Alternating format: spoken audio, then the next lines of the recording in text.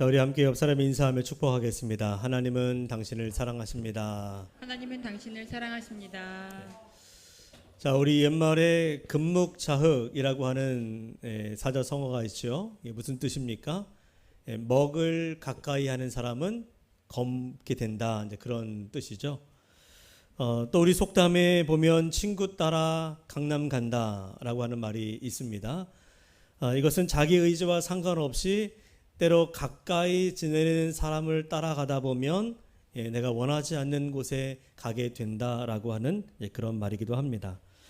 자, 이것은 모두가 어떤 환경과 또 누구와 함께 하느냐, 또 누구를 따라가느냐, 이것이 인생의 중요한 것들, 우리의 삶의 방향을 결정한다라고 하는 그런 교훈이기도 하죠. 이처럼 사람은 자신이 누구와 가까이 하느냐, 때로 누구를 본받느냐, 이것에 따라 인생의 방향이 달라집니다. 그래서 우리가 잘 아는 시편 1편 1절을 보면 뭐라고 되어 있죠? 복이 있는 사람은 악인들의 꾀를 따르지 아니하며 죄인들의 길에 서지 아니하며 오만한 자들의 자리에 앉지 아니하고 라고 말하고 있습니다.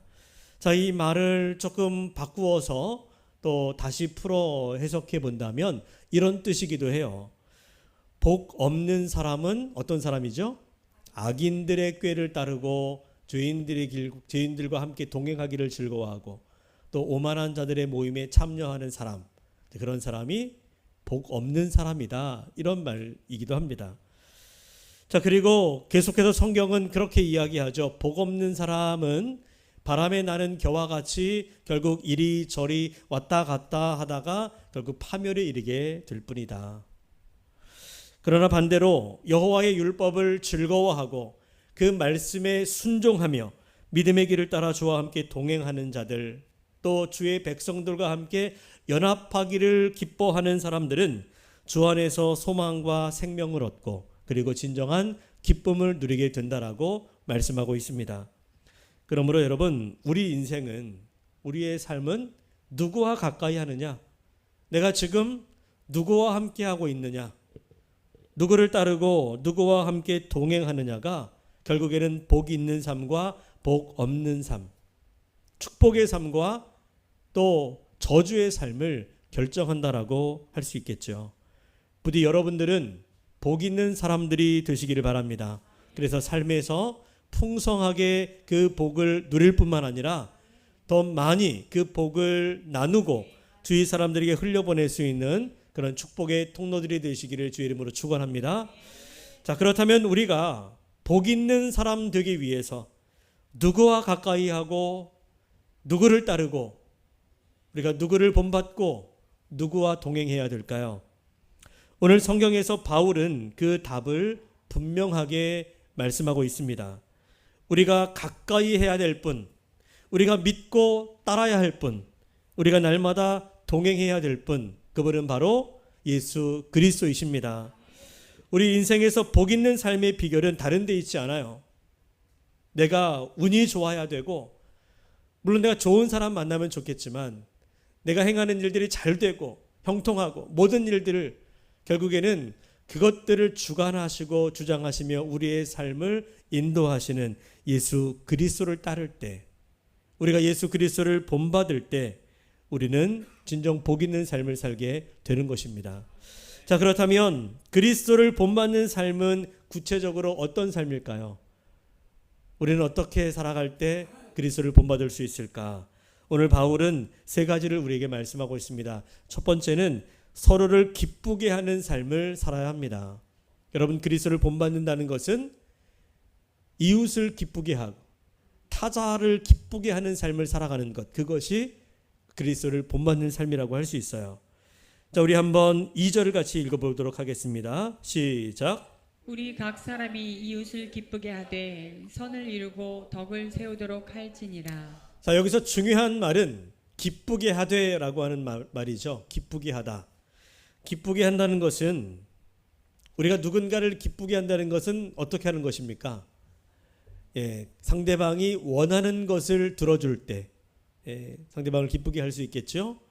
또 그가 즐거운 마음을 가질 수 있도록 해주는 것, 이것이 남을 기쁘게 한다, 상대방을 기쁘게 한다, 우리는 그렇게 생각합니다. 예를 들면 부모가 자녀를 기쁘게 하기 위해서 때로는 그 생일에 그가 원하는 선물을 사주는 거, 기쁘게 해주는 거죠.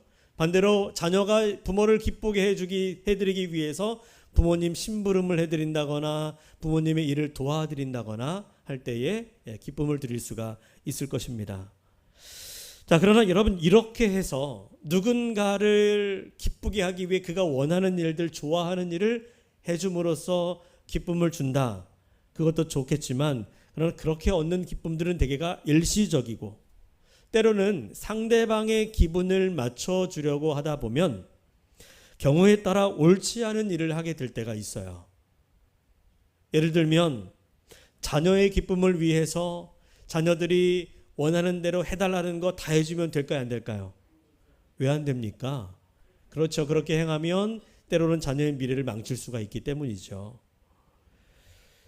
때로는 그렇게 하면 안 되는 줄 알면서도 상대방이 애타게 원하니까 어쩔 수 없이 해주는 경우들도 있어요.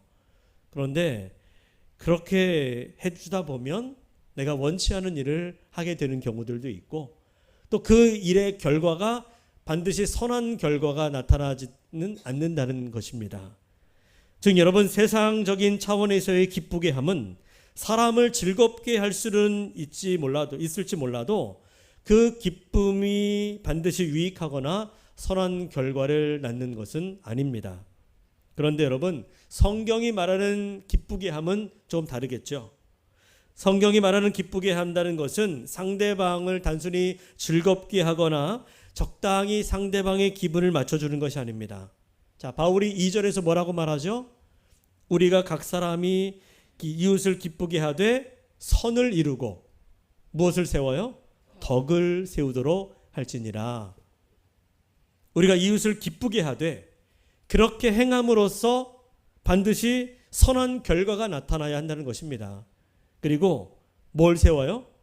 덕을 세우라, 덕을 세우라. 여러분, 덕이 무엇입니까? 덕이라고 하는 말은 쉽게 말하면 유익이에요, 유익.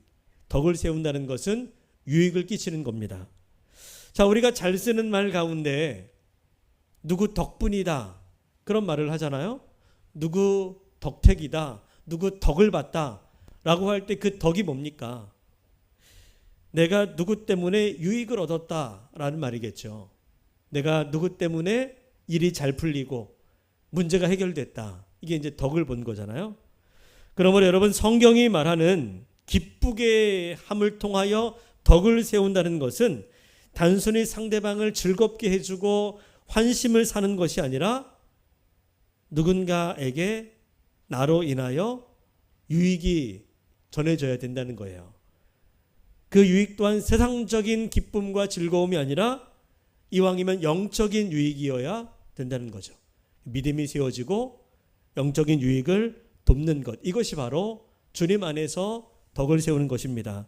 그러면 여러분, 우리 성도들의 삶은 늘 그런 걸 염두에 두어야 되는 거죠. 내가 이것을 했을 때, 내가 무엇을 했을 때 우리 상대방의 신앙에 어떤 영향을 줄까?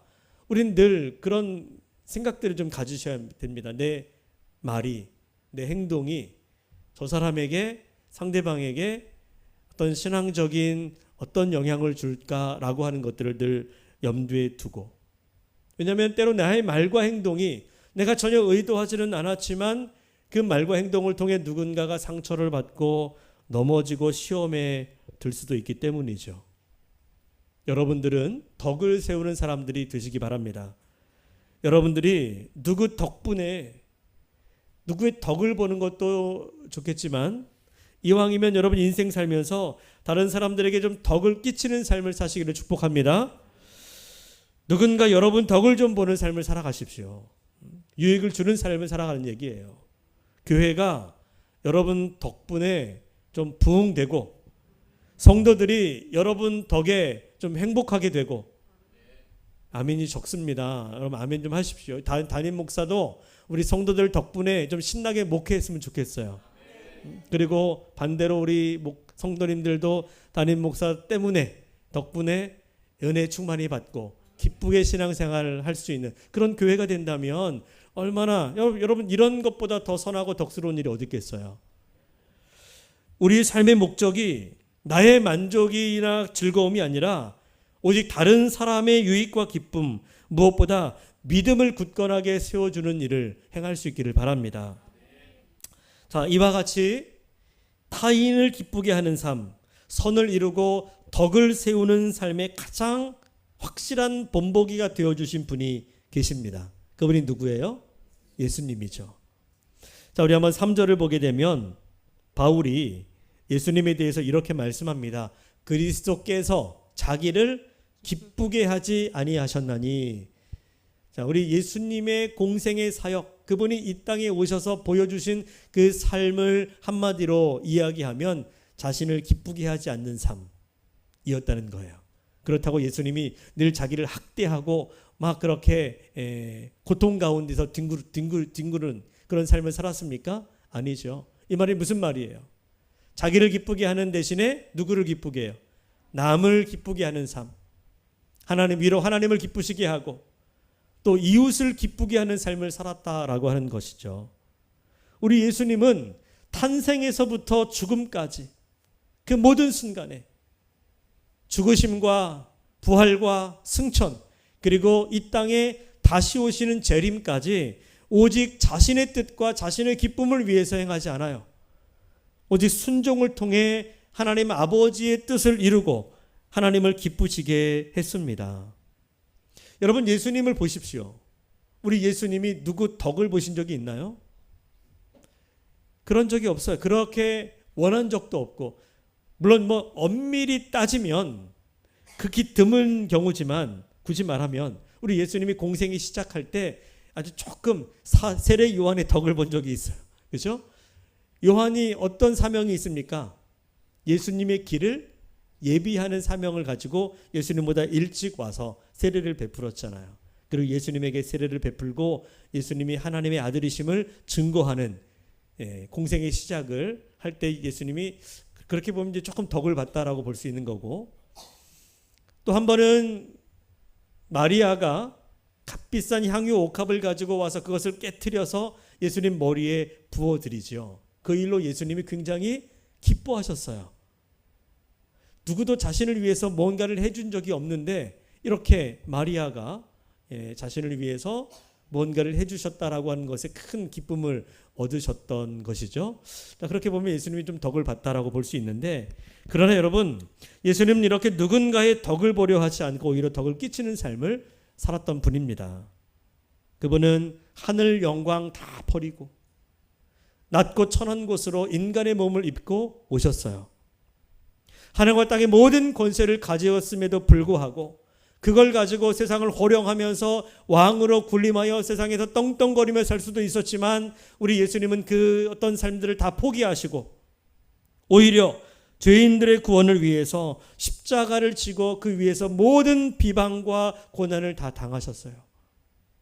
그렇게 예수님은 하나님의 뜻을 위해서 자신의 기쁨을, 자신의 영광을 내려놓으셨고 인간의 기쁨과 구원을 위해서 자신의 생명을 아낌없이 내어 놓으셨습니다. 여러분 이와 같이 우리 예수님이 보여주셨던 삶을 보면 자신을 기쁘게 하는 삶을 살지는 않았지만 그렇다고 불행하신가요? 그렇지 않아요. 그런 삶의 결과가 어떻게 나타났습니까? 그로 인하여 하나님의 뜻이 이 땅 가운데 이루어지게 되었고 그로 인하여 하나님이 기뻐하셨을 뿐만 아니라 우리는 예수님으로 말미암아 참된 구원과 영원한 기쁨을 누리게 된 줄로 믿습니다. 여러분 예수님은 이웃을 기쁘게 하기 위해서 자신의 기쁨을 포기했다라고 하셨는데, 다시 말하면 다른 사람의 기쁨과 유익을 위해서 자기가 좋아하는 일을 내려놓았다는 거예요. 자신에게 유익한 일을 포기했다는 것입니다. 여기에 바로 누군가를 기쁘게 하는 진정한 원리가 들어있어요. 여러분 우리가 누군가를 기쁘게 하려면 반드시 거기에 따른 희생이 필요하다는 것입니다. 우리의 유익과 우리의 기쁨을 내려놓는 희생이 있어야 된다는 거예요. 구원의 원리가 무엇입니까? 구원의 원리는 피 흘림이에요. 피 흘림이 없이는 구원함이 없다라고 했죠. 저는 누군가를 기쁘게 하는 원리가 바로 이 구원의 원리와 동일하다고 생각합니다. 왜냐하면 우리는 사실 누군가를 구원할 수 있는 능력이 있어요, 없어요? 없습니다. 이 일은 예수님밖에 할 수 없어요. 그 피 흘림을 통하여 예수님이 구원을 이루셨는데 우리는 누군가를 구원할 수는 없지만 우리는 누군가를 기쁘게 하는 삶을 살아갈 수는 있습니다. 그것이 우리가 보여줄 수 있는 구원의 행동이라고 할 수 있는데 예수님을 본받아 우리가 이 땅에서 구원의 일을 행할 수 있다라고 하는 것, 그것이 바로 누구를 기쁘게 하는 원리라고 할 수 있는 것이죠. 그 기쁘게 하는 원리가 무엇이라고요? 피 흘림이에요. 희생입니다. 누군가를 위해서 수고하는 일이에요. 그렇지 않고서는 우리의 삶을 통해 누구를 기쁘게 할 수 없어요. 여러분, 우리가 타인을 기쁘게 하고 유익을 주기 위해서는 항상 우리 자신의 기쁨을 희생해야 합니다. 나의 희생 덕분에 누군가 기쁨을 얻고 유익을 얻게 되는 거죠. 여러분 한번 생각해 보십시오. 오늘 내가 작은 유익을 얻고 작은 기쁨을 누리고 있다라고 한다면 그것은 무엇을 의미합니까? 그 유익과 기쁨을 위해서 누군가의 희생과 수고가 있었다라고 하는 거죠. 내가 느끼던 느끼지 않던, 내가 알고 있든 알지 못하는 사이에 누군가의 희생과 수고를 통해 우리는 그 유익을 누리고 있는 것입니다. 오늘 여러분들이 예배 끝나고 점심 식사를 할 때 맛있게 음식을 먹는 기쁨을 누린다면 여러분 그 기쁨은 어떻게 주어지는 거예요? 누군가의 수고가 있었기 때문 아닙니까? 그 시간을 들이고 정성을 들이고 열심을 내어 그 음식을 준비한 수고와 희생이 있었기 때문에 여러분들의 입이 즐겁고 마음이 즐거워지는 거예요. 우리의 인생은 다 그런 겁니다. 그렇다면 여러분, 오늘 우리들의 공동체와 인간관계 속에서 우리가 누군가를 기쁘게 하고 기쁨과 유익을 끼치는 삶을 위하여 희생해야 된다면 도대체 누가 먼저 희생해야 될까? 이게 중요하지 않습니까? 누가 먼저 희생해야 될까요? 자, 우리 한번 1절을 같이 한번 읽어보겠습니다. 1절 시작. 믿음이 강한 우리는 마땅히 믿음이 약한 자의 약점을 담당하고 자기를 기쁘게 하지 아니할 것이라. 누가 먼저 희생해야 된다는 말입니까? 믿음이 강한 사람이라고 얘기하지 말고 믿음이 강한 우리, 다시 말하면 내가 먼저입니다. 보통 우리는 다른 사람이 나를 위해서 희생해 주고 나를 위해서 수고해 주기를 바라지만 성경은 그렇게 말씀하지 않습니다. 신앙이 강하다고 생각하는 사람이 먼저 신앙이 약한 사람을 위해서 희생하고 헌신하고 수고해야 된다라고 하는 말이죠. 근데 여기서 신앙이 강한 것만 생각하지 말고 우리가 가지고 있는 무언가 내가 가지고 있는 것, 이것이 남보다 더 좋은 것만을 의미하지 말고 여러분들이 무언가를 지금 누리고 가지고 있고 축복이라고 생각하고 은혜라고 생각하는 무언가 여러분들이 가지고 있는 것이 있다면 그것이 내게 주어진 이유를 한번 생각해 보십시오. 하나님이 왜 내게 은혜를 주시고 왜 나를 택하여 구원하시고 왜 내게 축복을 주셨는가? 그 이유가 무엇입니까? 누군가의 기쁨이 되어주게 하시기 위해서요. 누군가의 유익을 위한 삶을 살게 하시기 위해서입니다. 그러므로 내게 있는 축복, 내가 받은 은혜, 내가 누리고 있는 것들은 그냥 당연한 권리가 아니라 사명을 위해서 주어졌다라고 하는 사실을 기억하시고 여러분 그것을 통하여 이웃을 기쁘게 하고 하나님의 영광을 드러낼 수 있는 은혜의 통로가 될 수 있기를 축복합니다. 여러분 상대방의 유익을 위해서 자신을 희생할 줄 아는 성도가 되어 서로를 기쁘게 하는 저와 여러분들이 되셔야 돼요. 내가 누군가를 기쁘게 하려면 나의 기쁨을 포기해야 합니다. 근데 그것이 당장에는 부담이 되고 그래서 선뜻 행하기가 어려울 수 있지만 결과적으로 사람도 기쁘게 할 뿐 아니라 하나님을 기쁘시게 하는 일이 될 것입니다. 예수님이 우리를 위해서 자신을 기쁘게 하지 않으시고 십자가 지신 것처럼 부디 우리도 그리스도를 본받아 이웃을 위해 선을 행하고 덕을 세우는 삶을 살아가시기를 주님의 이름으로 축원합니다.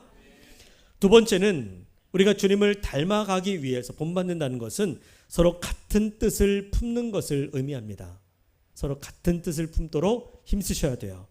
자, 우리 5절을 같이 읽어봅니다. 시작. 이제 인내와 위로의 하나님이 너희로 그리스도 예수를 본받아 서로 뜻이 같게 하여 주사. 하나님이 너희로 그리스도 예수를 본받아 서로 뜻이 같게 하여 주사. 그리스도를 본받아서 서로 뜻이 같아지기를 그렇게 간구하는 거죠. 그렇죠. 여기서 이 구절을 해석한다면 그리스도를 본받는다는 것은 서로 같은 뜻을 품는다라고 볼 수도 있겠죠. 여러분, 우리가 예수님을 본받는 삶을 위해서 힘써야 될 것은 서로 같은 마음, 같은 뜻을 품는 일입니다. 자, 그러면 같은 뜻을 품는 것이 그리스도를 본받는 길이다라고 한다면 우리가 어떤 뜻을 품을 때 같은 뜻을 그러니까 어떤 뜻을 같은 마음으로 품어야 될까요? 우리가 품어야 될 마음, 품어야 될 뜻은 무엇입니까? 이것이 바로 이제 6절에 그 대답이 나오고 있는데 6절을 읽어봅니다. 시작. 한 마음과 한 입으로 하나님 곧 우리 주 예수 그리스도의 아버지께 영광을 돌리게 하려 하노라. 우리가 같은 마음 또 같은 뜻을 품는다는 것은 궁극적으로 하나님께 영광을 돌리는 마음을 함께 갖는 것입니다. 다시 말하면 우리 공동체에 속한 구성원들 모두가 그 마음에 하나님께 영광을 돌리고자 하는 마음을 다 함께 품자라고 하는 거죠. 담임 목사만이 아닌 여러분들 모두가 각자의 마음 속에 하나님께 영광 돌리겠다라고 하는 마음이 가득하셔야 된다는 거예요. 여러분, 그런 마음 품으시기를 바랍니다. 여러분들 안에 먹든지 마시든지 무엇을 하든지 내가 모든 것으로 하나님께 영광 돌리겠다라고 하는 그 거룩한 마음이 여러분들 가운데 있기를 축복합니다. 자, 그러나 여러분, 우리 교회 현실을 보면 우리는 사실은 너무 다르죠.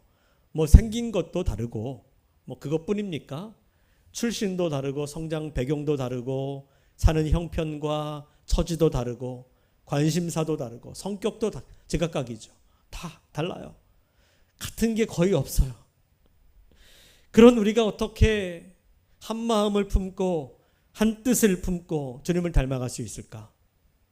자, 이어지는 7절을 함께 읽습니다. 시작. 그러므로 그리스도께서 우리를 받아 하나님께 영광을 돌리심과 같이 너희도 서로 받으라.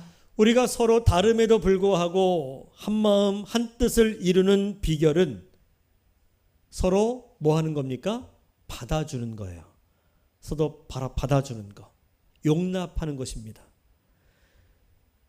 그런데 여러분, 이렇게 나와 다른 상대방, 나와 다른 말을 하고 나와 다른 생각을 하고 또 내가 원치 않는 행동들을 행하는 그런 사람들을 바라보면서 우리가 그들을 받아주고 용납한다는 것이 뭐예요?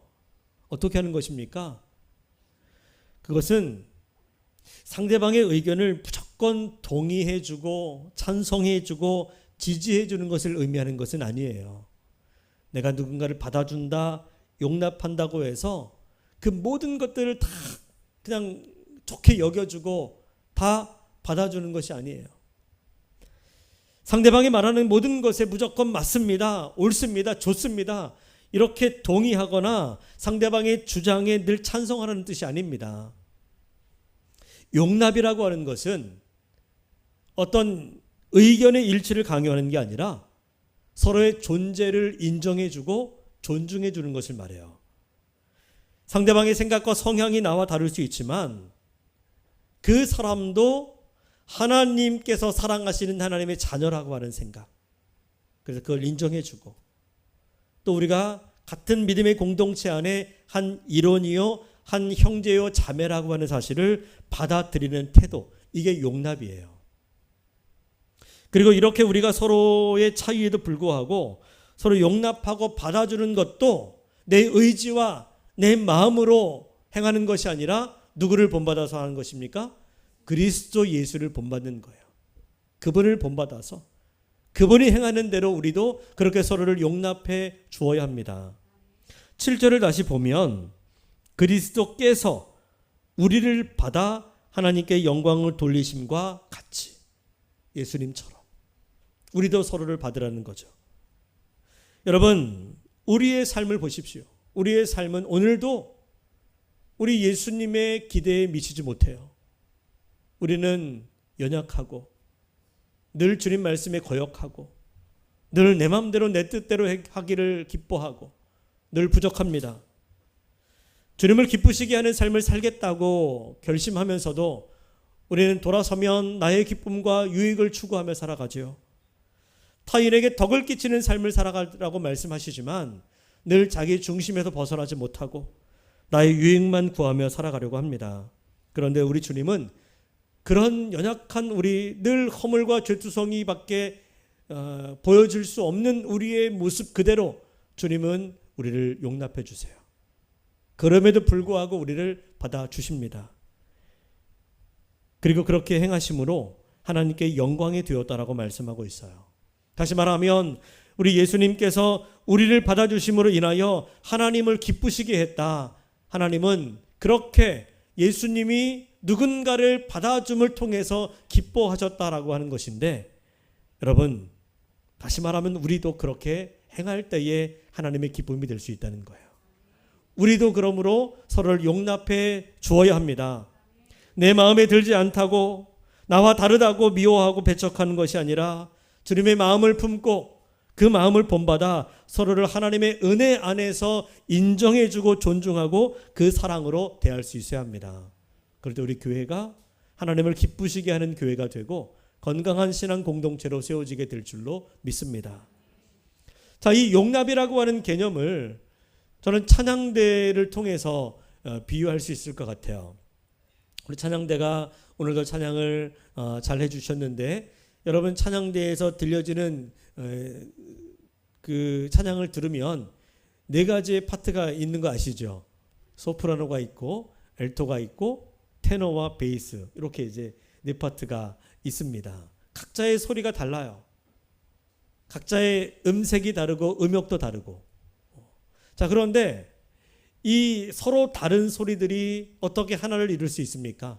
어떻게 화음을 이루고 아름다운 찬양으로 하나님 앞에 영광을 돌릴 수 있는 그 원리가 무엇입니까?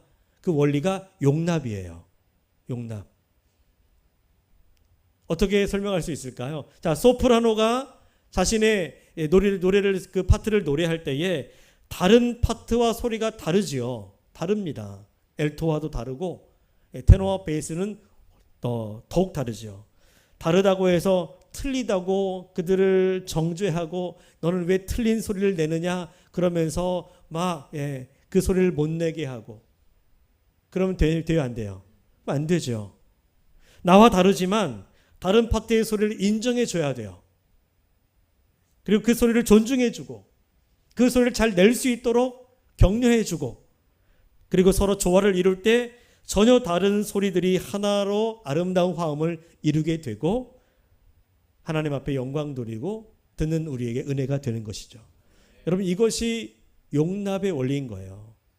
우리 교회 안에서도 마찬가지입니다. 우린 각자가 다르지만 모두가 예수 그리스도를 바라보고 같은 뜻을 품고 하나님 앞에 드려지는 찬양과 영광을 우리 모두가 함께 인정하면서 함께 나아갈 때 하나님 앞에서 아름다운 신앙의 공동체를 이루고 정말 주님이 기뻐하시는 아름다운 교회가 될 수 있습니다. 자, 여러분 마지막으로 한 가지 더 말씀을 드리면, 우리가 예수님을 본받아 이웃을 기쁘게 하고 덕을 끼치는 삶을 살고자 한다면 서로를 인정하고 격려하는 말을 하셔야 돼요. 이것이 우리의 삶의 가장 중요한 저는 적용이라고 생각하는데, 우리 예수님이 이 땅에 오셔서 행하셨던 사역들 가운데 우리 예수님의 공생의 사역을 보게 되면 여러 가지 일들을 많이 행하셨지만 그 모든 사역들을 세 가지로 정리해서 요약할 수 있어요. 첫 번째는 하나님의 말씀을 가르치시는 일, 두 번째는 병든 자들을 고치시는 일이에요. 또 세 번째는 천국 복음을 전파하시는 일입니다. 말씀을 전하시고 말씀을 가르치시고 병든 자를 고치고 또 전도하시는 일, 이 세 가지입니다. 자, 그런데 이러한 예수님의 사역들의 중심에는 늘 뭐가 있었는가 하면 말씀이 있었어요. 다시 말하면 예수님은 말씀으로 그 모든 사역들을 행하셨다는 거예요. 다시 말하면 말입니다. 말. 말씀을 가르치고 천국 복음을 전하는 것도 다 뭘로 하는 겁니까? 말로 하는 거죠. 병든 자를 고칠 때 여러분 유심히 잘 보면 우리 예수님 병자를 고칠 때 어떻게 고치셨습니까? 말씀으로 고치셨어요. 뭔가 수술을 하고 막 치료 행위를 행한 게 아니라 단순히 몇 마디의 말로 내 죄가 사해졌느니라. 내 믿음대로 될지어다. 일어나 걸어라. 나사로야 나와라. 그럴 때에 예수님의 그 말 한마디가 권위 있는 말씀을 통해서 병든 자들이 고쳐지는 역사가 나타나게 됐어요. 말입니다. 말. 그만큼 여러분 말은 단순한 소리가 아니라 때로는 사람을 살리기도 하고 변화시키는 능력을 담고 있다는 것입니다. 그래서 성경은 창세기에서부터 그 말의 중요성을 강조하면서 마지막까지 계속해서 말의 중요성을 강조해요. 잠언 18장 21절에 보면 죽고 사는 것이 혀의 힘에 달렸다. 이렇게 말하고 있어요. 또 에베소서 4장 29절 우리 한번 같이 읽어볼까요? 시작. 무릇 더러운 말은 너희 입 밖에도 내지 말고 오직 덕을 세우는데 소용되는 대로 선한 말을 하여 듣는 자들에게 은혜를 끼치게 하라. 곧 우리 말이 상대방을 무너뜨릴 수도 있고 반대로 세워줄 수도 있다는 것입니다. 단순한 말 한마디가 별것 아닌 것처럼 여겨지는 그 말 한마디가 때로는 누군가에게 힘이 되어주고 살 소망을 갖게 만들고 때로는 누군가의 마음에 아픔을 주기도 하고 비수를 꽂기도 하고 삶의 의욕을 잃어버리게 만들기도 한다는 거예요. 너무나 중요합니다. 그러므로 우리가 예수님을 본받아 살아간다면 서로를 인정하고 격려하는 말을 하는 것이 반드시 우리의 관계 속에 필요합니다. 자, 우리 한번 연습해 볼까요? 우리 옆 사람에게 이렇게 서로에게 힘을 주었으면 좋겠어요. 당신은 할 수 있습니다. 시작. 당신은 할 수 있습니다. 자, 우리 믿음으로 격려해 보겠습니다. 하나님이 당신과 함께 하십니다. 하나님이 당신과 함께 하십니다. 여러분 이 한마디가 낙심한 성도를 다시 일으켜주는 힘이 될 것입니다. 아멘. 그리고 여러분 자신을 향해서도 그리고 우리가 서로를 향해서도 이렇게 한번 선포해 봤으면 좋겠어요. 우리가 예전에 그런 선포 많이 했었는데 한번 저를 따라서 해보십시오. 좋아지고 있습니다. 좋아지고 있습니다. 잘 돼가고 있습니다. 잘 돼가고 있습니다. 아멘. 아멘. 여러분들의 삶이 믿음대로 되고 말한 대로 될 줄로 믿습니다.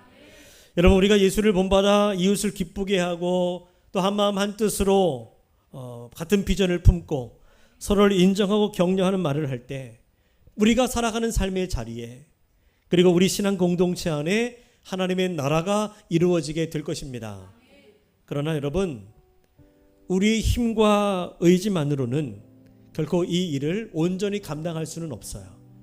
아무리 우리가 결단을 하고 의지적으로 뭔가를 행하려고 애를 쓰고 노력해도 우리는 번번이 넘어질 수밖에 없습니다. 그래서 우리는 무엇보다도 서로를 위해서 기도해야 돼요. 자신을 위해서도 기도해야 될 뿐만 아니라 서로를 위해서 기도해야 합니다. 기도할 때 하나님이 우리의 마음을 부드럽게 하시고 서로를 이해할 수 있는 마음을 넉넉하게 갖게 우리의 눈을 열어주세요. 기도할 때 성령께서 우리의 다름을 넘어 같은 뜻을 품게 하시고 연약한 형제를 세워줄 수 있는 힘을 우리에게 허락해 주십니다. 우리가 인생을 살아가다 보면 여러 어려움과 문제를 마주하게 되는데 때로 그것 때문에 내 마음이 무너지고 길이 막힌 것처럼 막막해질 때도 있고 어둠 속에 홀로 서 있는 것 같은 외로움을 느낄 때도 있습니다. 그런 순간에 내가 믿음 안에서 나의 아픔을 함께 나누고 기도 제목을 나눌 수 있는 사람, 내 사정을 마음으로 공감해 주며 내 마음을 만져주는 사람, 하나님 앞에서 함께 두 손 모아줄 수 있는 사람, 그런 사람들이 있다면 우리는 이 고난의 세상 속에서도 우리는 그 고난을 넉넉히 이겨낼 수 있을 것입니다. 그렇게 우리와 함께 우리 아픔을 나누고 기도의 제목을 나누며 함께 믿음으로 주님 앞에 간구하며 기도할 수 있는 곳, 그곳이 어디예요? 교회입니다. 세상 그 어디에도 우리에게 그런 힘과 덕을 줄 수 있는 곳은 없어요. 오직 교회만이, 우리 신앙 공동체인 이 교회만이 우리에게 힘과 능력을 줄 수 있어요. 여러분, 세상에 나아가서 우리 아픔을 이야기하고 나의 연약함을 말하면 사실은 그들이 우리를 연민과 동정으로 바라보기보다는 뒤돌아서면 우리를 무시해요. 우리 연약함을 드러내면 외면당하기 쉽습니다. 그러나 우리 믿음의 공동체 안에서는 서로를 용납해 줄 수 있어야 돼요. 그리고 서로의 손을 잡고 함께 울어주고 함께 웃으면서 믿음의 길을 걸어갈 때 하나님의 나라는 바로 이곳에서 시작될 것입니다. 여러분, 예수님께서 이 세상에 계시는 동안에 끊임없이 입만 열면 천국을 말하고 그 천국을 전하고 그 천국을 만드셨고, 그리고 마침내 다시 오셔서 그 천국을 완성하실 것입니다.